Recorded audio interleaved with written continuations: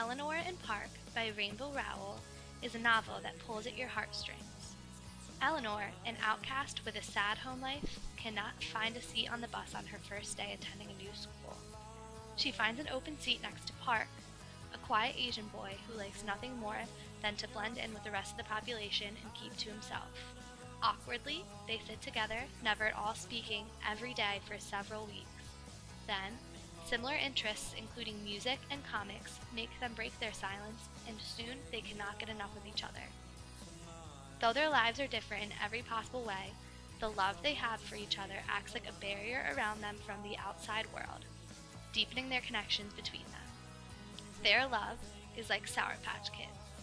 Sour, sweet, then gone.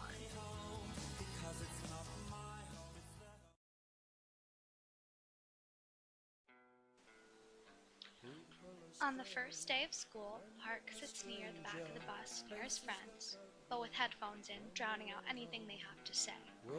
They all stop and look when they see a new girl get on the bus. Not just new, but big and awkward, with crazy hair, bright red on top of curly, and she was dressed like she wanted people to look at her. Or maybe she didn't get what a mess she was. She had on a plaid skirt, a man's shirt with a half a dozen weird necklaces hanging around her neck and scarves wrapped around her wrists. Park thought that she reminded him of a scarecrow. Everyone moved their bags and belongings into all available seats while Park turned up his music and turned away from her. She reluctantly sat down next to him, and thank God did she not thank him. As Eleanor contemplated all the possible options to get home other than to sit next to Park on the bus, she does anyway. No words are exchanged on the way home, and Park can't stop thinking about ways to get away from the new girl. For the next few awkward weeks, Park sits next to her on the bus and can't wait to get away from her at the end of each bus ride. Just like Sour Patch Kids, at first, the candy leaves a very bad taste in your mouth, and you think you won't enjoy it, just like how Park feels about Eleanor's presence.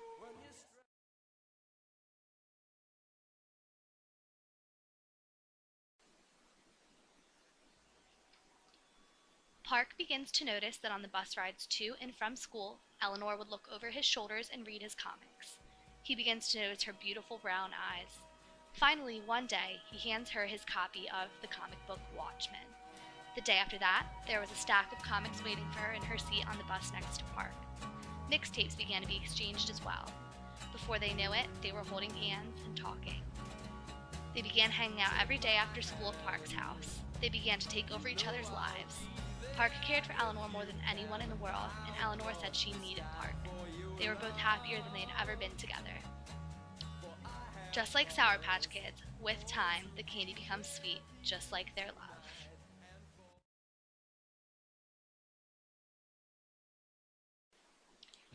As mentioned before, Eleanor did not come from a very good home.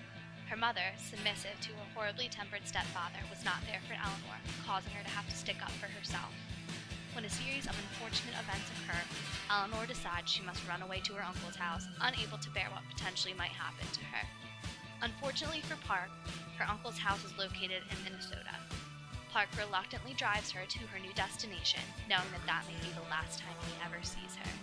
He writes her every day and does not stop thinking about her ever. She does not write back, and day after day, month after month, there is nothing.